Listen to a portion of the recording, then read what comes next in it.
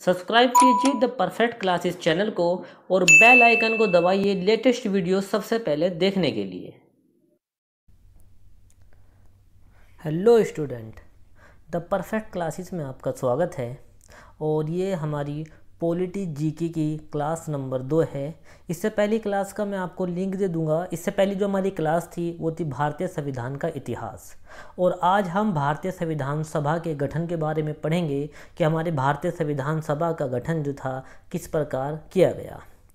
और ये जो हमारी क्लास है, ये हमारी class special DSSS, PGT, TGT, PRT, KVS के लिए बहुत ही महत्वपूर्ण है, क्योंकि आपको पता है DSSS में जो GS है वो 20 नंबर की आती है और GS में पॉलिटी जो है बहुत ही ज़्यादा महत्वपूर्ण है। तो ये जो हमारी क्लास है पॉलिटी की बहुत ही ज़्यादा महत्वपूर्ण क्लास है, क्योंकि आज मैं इस क्लास के अंदर भारतीय संविधान के गठन के बारे में बताने वाला हूँ आपको। तो हम अपनी क्लास को शुरू करते हैं। जो भारतीय संविधान सभा का गठन, संविधान सभा की बात सबसे पहले 1922 में गांधी जी ने की थी कि भारतीय संविधान के लिए एक संविधान, भारतीयों के लिए एक संविधान होना चाहिए। यानी सबसे पहले जो संविधान बनाने की बात जो थी वो किसने की थी? गांधी जी ने की थी। 1922 में गांधी जी ने कहा था कि भारतीयों के लिए एक संविधान होना चाहिए। ये बात गांधी जी के दिमाग में आई थी। फिर उसके बाद में भारत के लिए 1924 में संविधान सभा की रचना हेतु संविधान सभा का विचार स्वराज पार्टी के ने भी प्रस्तुत किया था। यानी 1924 के अंदर फिर स्वराज पार्टी ने भी संविधान सभा का विचार जो था सबसे पहले प्रस्तुत किया था। 1922 में गांधी ने, फिर 1924 में स्वराज पार्टी ने भी संविधान सभा बनाने का या अपना एक संविधान बनाने का जो विचार था वो प्रस्तुत किया था। इसके बाद में संविधान बनाने की प्रक्रिया जो है धीरे धीरे जो है चलती रही। अंग्रेज़ों ने अगस्त 1940 में अगस्त प्रस्ताव रखा संविधान को बनाने के लिए। यानी जो संविधान बनाने का जो प्रोसेस है हम शुरू से पढ़ रहे हैं कि किस तरीके से 1922 में गांधी जी का विचार था कि भारतीयों के लिए एक अपना संविधान होना चाहिए। फिर 1924 में सर्वप्रथम स्वराज पार्टी ने जो था संविधान बनाने का विचार प्रस्तुत किया। फिर 1940 में अगस्त 1940 में अगस्त प्रस्ताव अंग्रेज़ों ने रखा भारतीयों के सामने। इसमें क्या बात कही गई थी? इसमें सबसे पहले अंग्रेज़ों ने संविधान की बात स्वीकार की कि हाँ ठीक है, भारतीयों के लिए एक संविधान होना चाहिए, और कहा कि भारतीयों के लिए एक संविधान सभा होगी जिसमें मुख्यतः भारतीय होंगे। भारतीय राष्ट्रीय कांग्रेस ने इस बात को स्वीकार नहीं किया।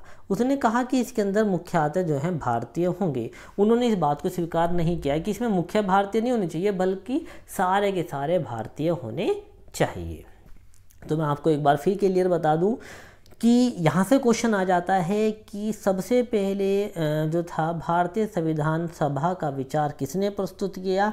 महात्मा गांधी ने 1922 में संविधान बनाने का विचार जो था प्रस्तुत किया था।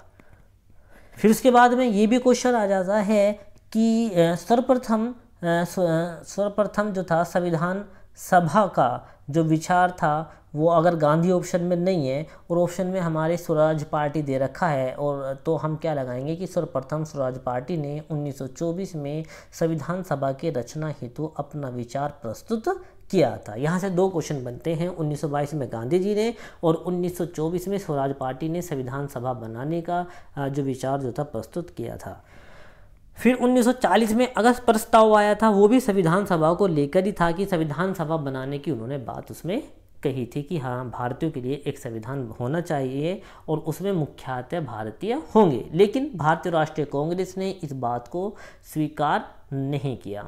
उसके बाद 1942 में क्रिप्स मिशन भारत में आता है, और इसमें कहा गया कि युद्ध के बाद जो दूसरा युद्ध विश्व युद्ध चल रहा था पूरी दुनिया के अंदर, कि इसमें बात कही गई कि द्वितीय विश्व युद्ध के बाद में यानी उसकी समाप्ति के बाद हम भारतीयों के लिए संविधान सभा का निर्माण किया जाएगा। इसीलिए स्वीकार नहीं किया गया। इसे भी उन्होंने स्वीकार नहीं किया, क्योंकि उन्होंने कहा था कि द्वितीय विश्व युद्ध के बाद जो था हम भारतीयों के लिए संविधान निर्माण की प्रक्रिया जो थी शुरू करेंगे, या भारतीयों के लिए संविधान का निर्माण किया जाएगा विश्व युद्ध के बाद। लेकिन इस बात को महात्मा गांधी ने इस बात को स्वीकार नहीं किया और महात्मा गांधी ने इसे दिवालिया बैंक की संज्ञा दी। क्वेश्चन आता है कि दिवालिया बैंक की संज्ञा किसने दी थी? महात्मा गांधी ने। और किसे दी थी? क्रिप्स मिशन को। जो क्रिप्स मिशन में जो प्रस्ताव रखा था, इस क्रिप्स मिशन के प्रस्ताव को महात्मा गांधी ने दिवालिया बैंक की संज्ञा दी थी। फिर उसके बाद में 1946 में संविधान सभा का गठन कैबिनेट मिशन की प्रस्तुति पर किया गया। यानी भारत में कैबिनेट मिशन की प्रस्तुति पर या कैबिनेट मिशन की सिफारिश पर भारतीय संविधान सभा का गठन किया गया। क्वेश्चन आता है कि किसकी सिफारिश पर भारतीय संविधान सभा का गठन किया गया? तो कैबिनेट मिशन की सिफारिश पर भारतीय संविधान सभा का गठन किया गया। और इसमें यह भी क्वेश्चन आता है कि कैबिनेट मिशन में कौन कौन से सदस्य थे? तो मैं बता दूं कि कैबिनेट मिशन में 3 सदस्य थे, sir Pethick Lawrence, Stafford Cripps और A.B. अलेक्जेंडर। आपको 4 ऑप्शन दे देगा और पूछ लेगा निम्न में से कौन सा सदस्य कैबिनेट मिशन का नहीं है? Sir Pethick Lawrence, Stafford Cripps, A.B. Alexander या विलियम बेंटिक। तो यानी विलियम बेंटिक इसका सदस्य नहीं है, क्योंकि हमें पता है कि इसके अंदर 3 सदस्य थे कैबिनेट मिशन में। कैबिनेट मिशन की सिफारिश पर जो था भारतीय संविधान सभा का गठन किया गया। यानी जो कैबिनेट मिशन था, इसी की सिफारिश पर भारतीय संविधान सभा का गठन जो था जुलाई 1946 में संविधान सभा का गठन किया गया। 1946 में जुलाई में, यानी जुलाई 1946 में संविधान सभा का गठन किया गया। अब बात करते हैं कि ये जो गठन किया गया, इस संविधान सभा के अंदर इस योजना के तहत इन्होंने कहा था, इस योजना के तहत कुल सदस्य होंगे 389। ये जो सदस्य होंगे संविधान सभा के सदस्य, इन्होंने कहा कि इसके अंदर जो सदस्य होंगे 389 होंगे। इनमें से कुछ निर्वाचित होंगे और कुछ मनोनीत होंगे। दोनों इसके अंदर सदस्य होंगे, मनोनीत भी होंगे और निर्वाचित सदस्य भी होंगे। जिनमें से 292 सदस्य जो थे वो निर्वाचित होंगे। 4 सदस्य चीफ प्रांत, जो चीफ प्रांत हैं, चीफ कमिश्नर प्रांत के 4 सदस्य होंगे जो वहाँ से निर्वाचित होकर आएंगे। तो 296 सदस्य यहाँ पर रखे और 93 सदस्य मनोनीत जो हैं वो देशी रियासतों से होंगे। वो देशी रियासतों से 93 सदस्यों की इन्होंने घोषणा की। जो चीफ प्रांत था, ये चीफ प्रांत कौन कौन से थे जहाँ से 4 सदस्य आने थे? एक तो दिल्ली, अजमेर, कुर्ग और बलूचिस्तान। ये आपके चीफ प्रांत है। पूछ सकता है कि 4 जो चीफ प्रांत थे जहाँ से सदस्य चुनकर आए थे वो कौन कौन से थे? दिल्ली, अजमेर, कुर्ग और बलूचिस्तान। ये 4 चीफ प्रांत थे जहाँ से सदस्य आए थे। यानी 389 कुल सदस्य होने थे। 292 सदस्य निर्वाचित होकर आने थे और 4 सदस्य चीफ प्रांत से आने थे और 93 सदस्य देशी रियासतों से आने थे। इस प्रकार इन्होंने 389 सदस्यों की संख्या को रखा। और मैंने आपको चीफ प्रांत भी बता दिया कि चीफ प्रांत जो हैं कौन कौन से चीफ प्रांत थे। इसके बाद में 9 दिसंबर 1946 को पहली बैठक हुई, यानी संविधान सभा की पहली बैठक। मोस्ट इंपॉर्टेंट क्वेश्चन है कि संविधान सभा की पहली बैठक कब हुई? 9 दिसंबर 1946 को संविधान सभा की पहली बैठक हुई। लेकिन इस संविधान सभा की पहली बैठक का बहिष्कार मुस्लिम लीग ने किया। आ सकता है कि संविधान सभा का बहिष्कार किसने किया? मुस्लिम लीग ने संविधान सभा का बहिष्कार किया। ये जो संविधान सभा की जो पहली बैठक थी, यहाँ से भी क्वेश्चन आ सकता है कि संविधान सभा की पहली बैठक कहाँ पर हुई थी? तो प्रथम बैठक नई दिल्ली में काउंसिल ऑफ चैम्बर के पुस्तकालय भवन में हुई थी। काउंसिल ऑफ चैम्बर के पुस्तकालय भवन में यानी नई दिल्ली में संविधान सभा की पहली बैठक हुई थी। अब इसके अंदर इसमें जो थे, क्योंकि मुस्लिम लीग ने इसका टोटल बहिष्कार कर दिया था, अब मुस्लिम लीग ने इसका बहिष्कार कर दिया तो अब इसके अंदर क्या हुआ कि 389 सदस्य थे, मुस्लिम लीग ने कट कर दिया। देशी रियासतों ने भी यहाँ से जो था कट कर दिया।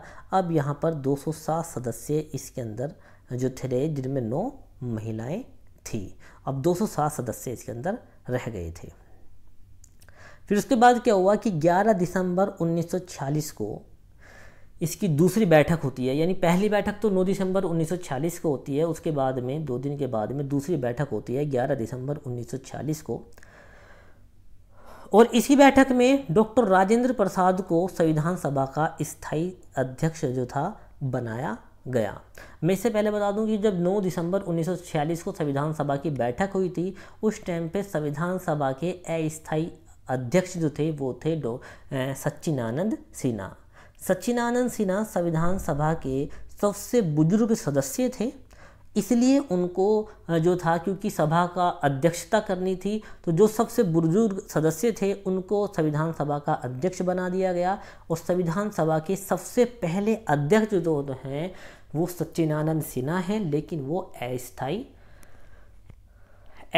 सदस्य हैं। अगर बात करें कि स्थायी सदस्य कौन है, तो स्थायी सदस्य डॉक्टर राजेंद्र प्रसाद हैं। संविधान सभा के स्थायी सदस्य डॉक्टर राजेंद्र प्रसाद हैं।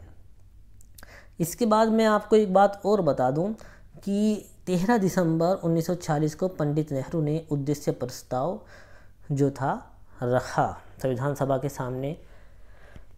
13 दिसंबर 1940 को पंडित जवाहरलाल नेहरू ने उद्देश्य प्रस्ताव जो था संविधान सभा के सामने रखा, लेकिन हैदराबाद के जो प्रतिनिधि थे इसमें सम्मिलित नहीं थे। यहाँ से भी क्वेश्चन आ सकता है कि किस प्रांत के प्रतिनिधि इसमें सम्मिलित नहीं हुए, कि देशी रियासतों में से जो हैदराबाद था, हैदराबाद के जो प्रतिनिधि थे वो संविधान सभा में शामिल नहीं हुए। यानी हैदराबाद एक ऐसी देशी रियासत थी जिसके प्रतिनिधि संविधान सभा में सम्मिलित नहीं हुए। और 13 दिसंबर मैंने बताया 13 दिसंबर 1940 को नेहरू ने उद्देश्य प्रस्ताव रखा। क्वेश्चन आ सकता है कि संविधान सभा के सामने उद्देश्य प्रस्ताव जो था वो किसने रखा? वो रखा था पंडित जवाहरलाल नेहरू ने 13 दिसंबर 1940 को। इसमें संविधान सभा के उद्देश्यों का उल्लेख था। 22 जनवरी 1947 को इसको स्वीकार किया गया। 22 जनवरी 1940 को उद्देश्य प्रस्ताव को स्वीकार किया गया। भीमराव अंबेडकर बॉम्बे से चुनाव लड़े और हार जाते हैं। भीमराव अंबेडकर का भी चुनाव होता है बॉम्बे से और वो चुनाव लड़ते हैं, लेकिन वो चुनाव हार जाते हैं। फिर मुस्लिम लीग की सहायता से पश्चिम बंगाल से चुनाव लड़ते हैं और जीत जाते हैं। और पश्चिम बंगाल में भी जयसुरपुरिया से वो चुनाव जीतते हैं। यानी अगर क्वेश्चन आ जाए कि भीमराव अंबेडकर ने चुनाव कहाँ से लड़ा था, वो तो बॉम्बे से लड़ा था, लेकिन बॉम्बे से वो हार गए थे।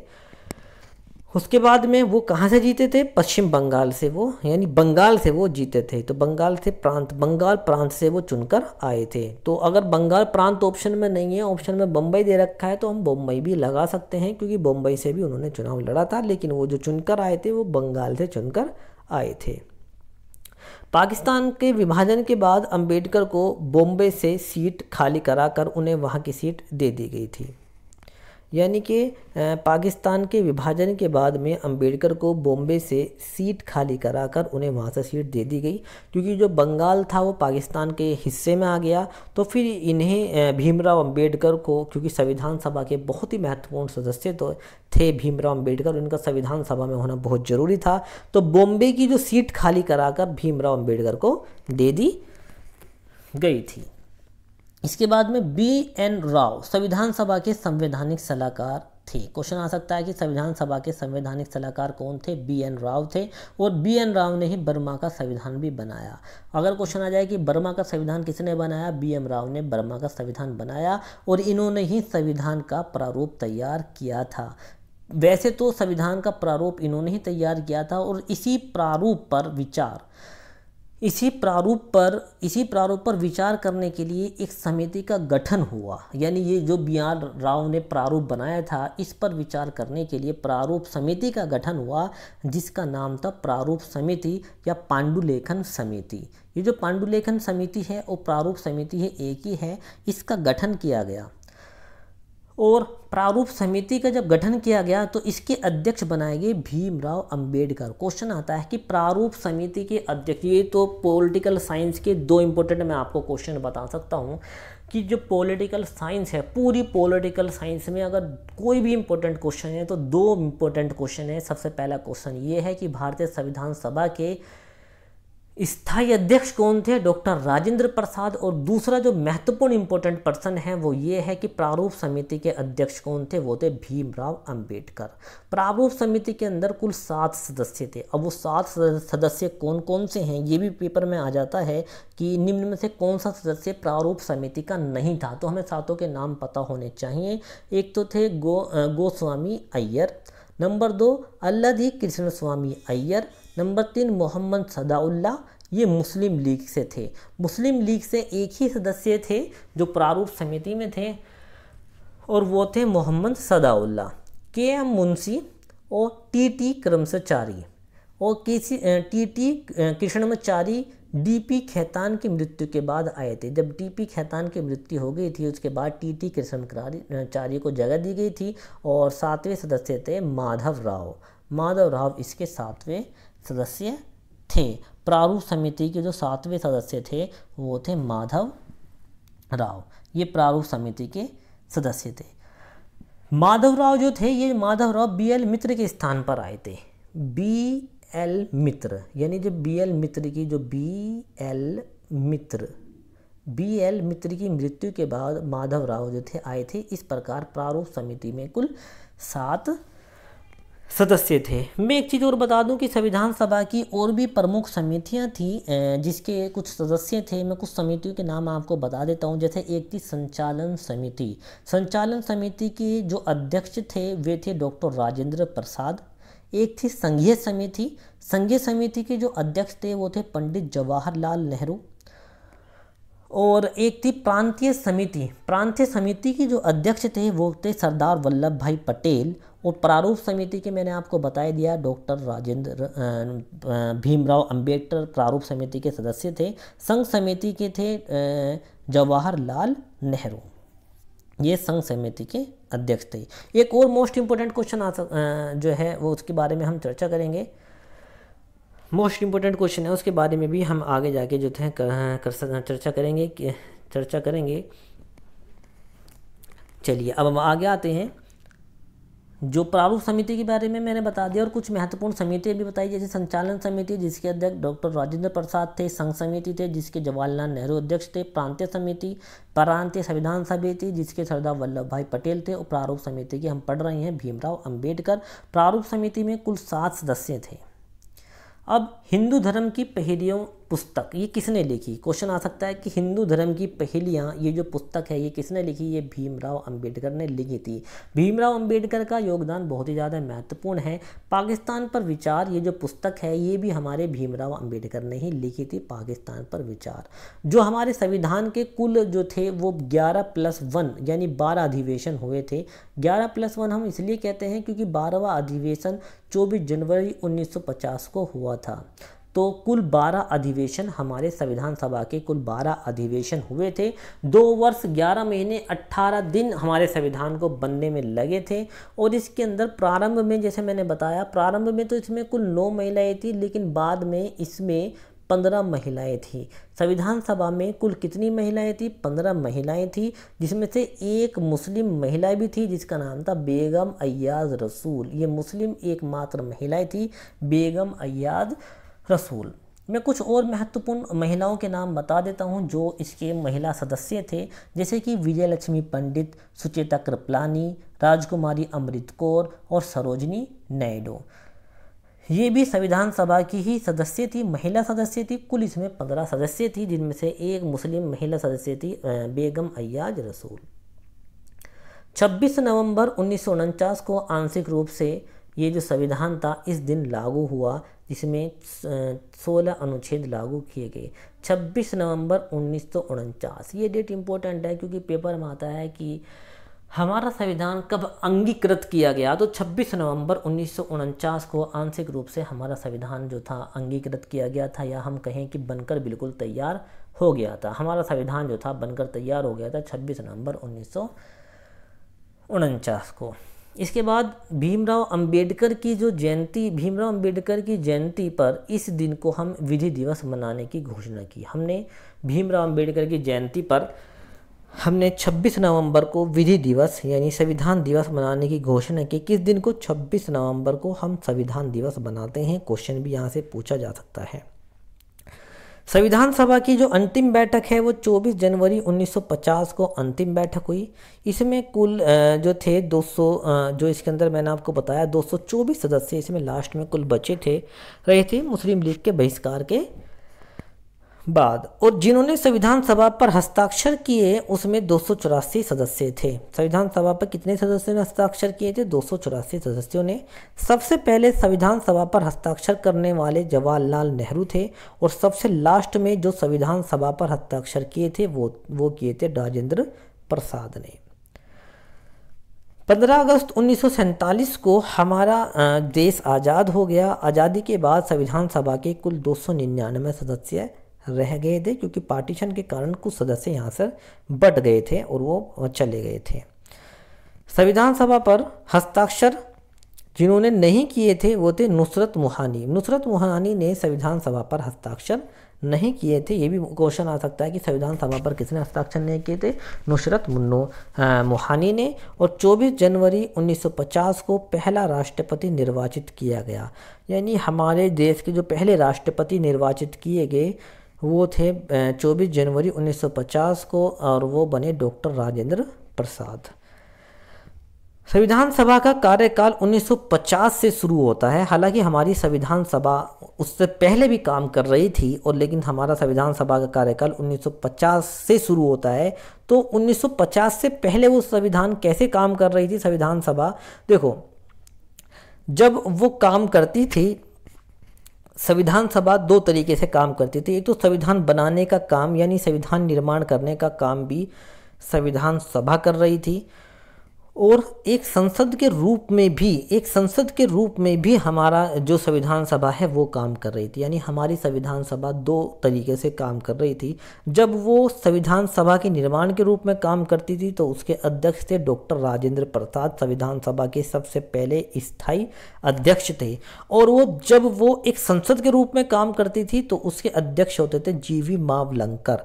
अगर क्वेश्चन आए कि संसद के पहले अध्यक्ष कौन थे तो पहले अध्यक्ष थे जीवी मावलंकर। यह हमारे संसद के पहले अध्यक्ष थे। भारतीय संविधान जैसे मैंने आपको बताया 26 जनवरी 1950 को लागू हुआ था और भारतीय संविधान का शीर्षक क्या था? भारत का संविधान। क्वेश्चन आ जाए कि भारतीय संविधान का शीर्षक क्या था? शीर्षक था भारत का संविधान, जिसके अंदर 394 आर्टिकल थे। 394 इसके अंदर आर्टिकल थे। प्रारंभ में 394 आर्टिकल और 16 अनुच्छेदों का 26 जनवरी 1950 बाकी अनुच्छेद लागू होंगे इस बात का भी उल्लेख है। यानी इसके अंदर 94 का जो ये आर्टिकल है इसके अंदर जो है 16 अनुच्छेदों का और 26 जनवरी 1950 से बाकी अनुच्छेद लागू होंगे इस बात का इसके अंदर भी उल्लेख है। 15 अगस्त से लेकर 26 जनवरी 1950 के बीच यानी 15 अगस्त से लेकर 1950 के बीच तक 1935 अधिनियम के तहत शासन चलेगा। यानी कि अब हमारा तो संविधान 26 जनवरी 1950 को लागू हुआ तो हमारा देश तो उससे पहले भी चल रहा था। तो उस टाइम पे कौन से रूल रेगुलेशन फॉलो हो रहे थे? तो जो 1935 का जो अधिनियम था इस अधिनियम के तहत हमारा देश चल रहा था और इस बात का वर्णन भी हमारा 395 वाला जो आर्टिकल था ये बात इसके अंदर रखी गई थी। मैं आपको बता दूं कि हमारे संविधान के अंदर जो भाग हैं 395 हमारे संविधान के अंदर अनुच्छेद हैं। तो आगे हम बात करते हैं और प्रारंभ में इसमें 395 अनुच्छेद और 8 अनुसूचियाँ थी, 22 भाग थे। लेकिन वर्तमान में 4 अनुसूचियाँ और बढ़ा दी गई हैं। अब इसमें 12 अनुसूचियाँ हो गई हैं। तो ये जो हमारा 395 वाला आर्टिकल है ये क्या कहता है कि 15 अगस्त से लेकर 26 जनवरी 1950 तक हमारा जो संविधान, हमारा जो शासन देश चलेगा वो उसके अकॉर्डिंग ही चलेगा, 1935 के अधिनियम के अकॉर्डिंग हमारा देश चलेगा। और भारतीय स्वतंत्रता अधिनियम भी समाप्त किया। और इसी आर्टिकल के तहत 395 आर्टिकल के तहत ही जो था हमारा स्वतंत्रता अधिनियम जो था इसको समाप्त हमने कर दिया। अब हम कुछ बात कर लेते हैं, बहुत इंपॉर्टेंट बात है, हिंदुओं की संस्था। ये बात किसने कही थी कि ये तो हिंदुओं की संस्था है? लॉर्ड साइमन ने इस बात को कहा था कि ये जो संविधान सभा है हिंदुओं की संस्था है और ये एक जाति की संस्था है। इस बात को किसने कहा था? चर्चिल ने कहा था ये संविधान सभा एक जाति की संस्था है, ये बात कही थी चर्चिल ने। और गॉडविन ऑस्टिन ने की पुस्तक है इंडियन कॉन्स्टिट्यूशन। इंडियन कॉन्स्टिट्यूशन किसकी पुस्तक है? Godwin Austen. कांग्रेस की संस्था है ये किसने कहा था कि ये तो कांग्रेस की संस्था है, संविधान सभा कांग्रेस की संस्था है, ये बात कही थी गॉडविन ऑस्टिन ने। और गॉडविन ऑस्टिन की पुस्तक है Indian constitution. Doctor Rajendra Prasad ने कहा था कि मैंने सबसे अच्छा कार्य जो किया है वो भीमराव अंबेडकर की अध्यक्षता में प्रारूप समिति का गठन किया। यानी वो बात कहते हैं कि अगर मैंने अपने संविधान के कार्यकाल के अंदर मैंने सबसे ज़्यादा महत्वपूर्ण जो काम किया है वो ये काम किया है कि प्रारूप समिति का जो अध्यक्ष है वो भीमराव अंबेडकर को बनाया है। और स्किल पायलट की संज्ञा दी डॉक्टर राजेंद्र प्रसाद, यानी स्किल पायलट की संज्ञा डॉक्टर राजेंद्र प्रसाद ने उन्हें दी थी, भीमराव अंबेडकर को। और आधुनिक भारत का मनु किसे कहा जाता है? वो भी भीमराव अंबेडकर को आधुनिक भारत का मनु कहा जाता है। संसद की पहली बैठक 13 मई 1952 को हुई थी, यानी जब हमारी संसद बन गई और इसकी पहली बैठक 13 मई 1952 को हुई। और प्रथम अधिवेशन जो हुआ था वो 1951 में हुआ था। प्रथम अधिवेशन 1951 में, प्रथम संविधान संशोधन 1951 में हुआ था। अब याद है कि प्रथम संशोधन 1951 में हुआ और संसद की पहली बैठक 1952 में हुई, ऐसा कैसे हो सकता है? तो मैंने आपको बताया कि हमारी संसद चल रही थी, कि संसद भी चल रही थी। जब संसद के रूप में चलती थी तो जीवी मावलंकर इसके अध्यक्ष होते थे, और जब संविधान का निर्माण के रूप में चलती थी तो इसके अध्यक्ष जो थे डॉक्टर राजेंद्र प्रसाद थे। तो दोनों रूप में चल रही थी, तो इसलिए संविधान में प्रथम संविधान संशोधन 1951 में हो गया, क्योंकि उस टाइम पे भी संसद चल रही थी। साइमन कमीशन 1919 के एक्ट के जांच के लिए एक आयोग का गठन किया गया, जिसके अध्यक्ष सर स्टीफर्ड साइमन के थे। यानी जो है साइमन कमीशन जो गठन किया गया था एक एक्ट के लिए, जिसके अध्यक्ष सर स्टीफर्ड साइमन थे। ये एक नोट कर बात है। तो यहाँ पर हमने संविधान सभा की बात की थी कि हमारा संविधान जो था किस प्रकार संविधान सभा का गठन किया गया, प्रारंभ इसमें कितने सदस्य थे, और 2 वर्ष 11 महीने 18 दिन हमारे संविधान सभा को बनने में लगे, और 114 दिन जो थे इस पर बहस चली। प्रारंभ में इसके अंदर जो थे 395 अनुच्छेद, 22 भाग और 8 अनुसूचियां थी। वर्तमान में इसके अंतर्गत 395 अनुच्छेद और 22 भाग और 12 अनुसूचियां हैं। लेकिन 26 नवंबर 1949 को हमारा संविधान जो था वो पारित किया गया था, बन के तैयार किया गया था, लेकिन इसको लागू किया गया 26 जनवरी 1950 को हमारे संविधान को लागू किया गया। तो भारतीय संविधान की जो भी इम्पोर्टेंट बातें थी मैंने आपके सामने रखी। जो था भारतीय संविधान की जो भी महत्वपूर्ण बातें थी सारी की सारी मैंने आपको इस क्लास के अंदर दी हैं। भारतीय संविधान के पॉलिटी जीके की क्लास नंबर 2 थी। मैं आशा करता हूं कि मेरा जो वीडियो है भारतीय संविधान सभा का ये आपको पसंद आया होगा, और भारतीय संविधान सभा के गठन के बारे में सारे महत्वपूर्ण तथ्य आपको पता लगे होंगे। और अगर मेरा वीडियो आपको पसंद आया है तो मेरी वीडियो को लाइक कीजिए, सब्सक्राइब कीजिए और ज़्यादा से ज़्यादा शेयर कीजिए। और अगर आप टीचर की तैयारी कर रहे हैं तो आपके लिए ये क्लास बहुत ही ज़्यादा महत्वपूर्ण है। और मेरे चैनल को सब्सक्राइब कीजिए, क्योंकि आपको टीचर से रिलेटेड जो भी सारा सिलेबस है वो आपको यहाँ पर ही प्रोवाइड किया जाएगा, वो भी बिल्कुल फ्री में। तो मैं फिर आपसे कहता हूँ कि मेरे चैनल को सब्सक्राइब कीजिए और मेरा वीडियो अगर पसंद आया उसको लाइक कीजिए। धन्यवाद।